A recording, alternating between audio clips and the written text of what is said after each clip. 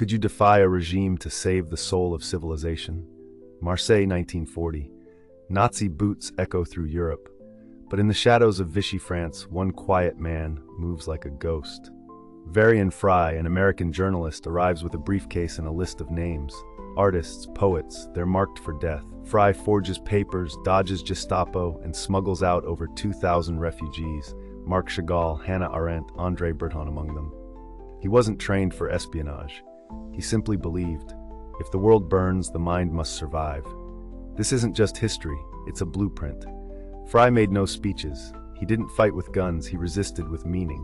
When systems collapse, will you hide in comfort or become the bridge others cross to survive? Follow at Ancient Stories OG for more hidden sagas of moral defiance and cosmic consequence.